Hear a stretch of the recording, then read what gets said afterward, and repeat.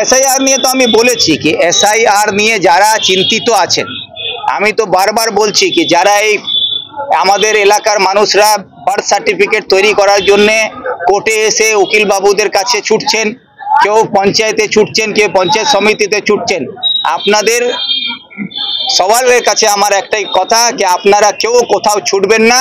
আপনাদের কাছে voter list আছে, আধার কার্ড আছে, রেশন কার্ড আছে। এই তিনটা কার্ড যাদের কাছে আছে, নাম ঠিক আছে, বয়স ঠিক আছে, তাহলে আপনাকে কোথাও ছুটার দরকার নেই। কেন কি যে নির্বাচন কমিশন আজকে আপনাদের ভোটার কার্ড তৈরি করে দিয়েছে, সেই ভোটার কার্ড দিয়ে ভোট হচ্ছে। আজকে নির্বাচন কমিশন বলছে আমি ভোটার কার্ড মানি না। যদিও ভোটার কার্ড না মানে তাহলে সেই ভোটার কার্ড তৈরি করেছে কে? নির্বাচন কমিশন। ভোট নিয়েছে কে? নির্বাচন কমিশন। সেই ভোটে সরকার হয়েছে। যদি আমার ভোটের তালিকা বাদ যায় বা ভোটার লিস্টকে কার্ডকে মানবেন না, তাহলে আমার দ্বারা যে ভোট হয়েছে সে ভোটটা অবৈধ, সেই ভোট নিয়ে যে সরকার তৈরি হয়েছে সেটা অবৈধ। তাহলে বিগত 24-এ যে সরকার তৈরি হয়েছে সেই সরকারটাকে আগে অবৈধ ঘোষণা করতে হবে। দ্বিতীয় কথা হচ্ছে আধার কার্ড সমস্ত কাগজের সঙ্গে লিঙ্ক করে দেওয়া হয়েছে। কে করেছে? 2014-তে মোদী সরকার আসার পরে তারা করেছে কি আধার কার্ডকে সমস্ত জায়গায় লিঙ্ক করতে হবে। আজকে আধার কার্ড সব জায়গায় লিঙ্ক হয়েছে, আবার বলছে আমি আধার কার্ড মানবো না। আজকে বিজেপি সরকার বলছে যে 80 কোটি মানুষকে আমরা রেশন দিচ্ছি। তা আপনি 80 কোটি মানুষকে যে রেশন দিচ্ছেন, বাংলাদেশিকে তো রেশন দিচ্ছেন না, আপনারা ভারতের নাগরিককে রেশন দিচ্ছেন, যাদেরকে আপনারা রেশন কার্ড দিয়েছেন।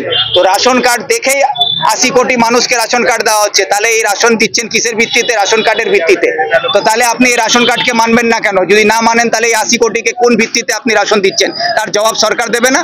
সেই জন্য আমি আপনাদেরকে বলি যে কোনো মানুষকে কোনো বার্থ সার্টিফিকেট তৈরি করার দরকার নেই, কোনো কাগজ ঠিক করার দরকার নেই। আমাদের কাছে ভোটার কার্ড আছে, রেশন কার্ড আছে, আধার কার্ড আছে।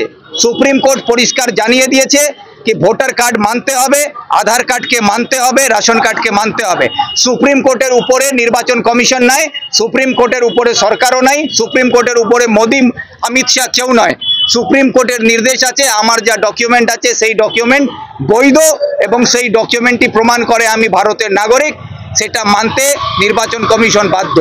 সেই জন্য নির্বাচন কমিশনের এই ভাওতায় আসার দরকার নেই। নিজের টাকা পয়সা খরচা করে উকিল বাবুদেরকে বড় লোক করবেন না, জেরক্সের দোকানে গিয়ে গিয়ে জেরক্সওয়ালাকে বড় লোক করবেন না। নিজের পয়সা নিজের কাছে রাখুন, নিজের কাগজ আপনার কাছে আছে, তাতে আপনি ভালো থাকুন। লড়াই করতে হলে আপনাদের হয় আমরা কংগ্রেস লড়াই করব, নিশ্চিন্তে বাড়িতে নিজের জিনিস কাগজপত্র নিয়ে ঘুমিয়ে থাকুন। কোনো সরকারের ক্ষমতা নাই, কোনো নির্বাচন কমিশনের ক্ষমতা নাই আপনাকে বাংলাদেশি ঘোষিত করার, আপনাকে বিদেশি বলে আপনাকে কোনো রকমভাবে অত্যাচার করবে। এগুলো যেগুলো হচ্ছে এগুলো শুধু মানুষকে হয়রানি করে আগামী 26-এ নির্বাচনকে কেন্দ্র করে বিভাজনের রাজনীতি ছাড়া আর কিচ্ছু নেই। দাদা বলছি, শুভেন্দু অধিকারী বলেছে বাংলা থেকে প্রায় 1.5 কোটি হচ্ছে বাংলাদেশি এবং রোহিঙ্গাদের নাম বাদ পড়বে এসআইআর হলে, কি বলবেন? এসআইআর হলে যদি বাদ পড়ে তো শুভেন্দু অধিকারী মহাশয়কে আমি বলবো আপনি একটু ইতিহাসটা ভালো করে পড়বেন। দেশ বিভাজনের পরে আর 71-এর পরে আমাদের দেশে যদি সবথেকে বেশি ওপার থেকে এপারে যদি মানুষ এসে থাকে তার মধ্যে হিন্দু সম্প্রদায়ের মানুষরা এখানে এসেছিলেন। মুসলমানরা যখন 47 সালে যখন পাকিস্তান হিন্দুস্তানের বিভাজন হয়েছিল, যারা পাকিস্তানে যেতে চাইছিলেন মুসলমানরা তারা পাকিস্তানে চলে গেছেন। আমরা যারা এখানে আছি আমরা by birth and by choice আমরা ইন্ডিয়ান আছি। আমরা নিজে জন্মগ্রহণ করেছি এবং আমরা এখানে নিজের ইচ্ছায় আমরা আছি, সেটা আমাদের। কিন্তু যারা ওপার থেকে এপারে এসেছিলেন বাংলাদেশ থেকে, তার মধ্যে বাঙালি হিন্দুরা এসেছিলেন।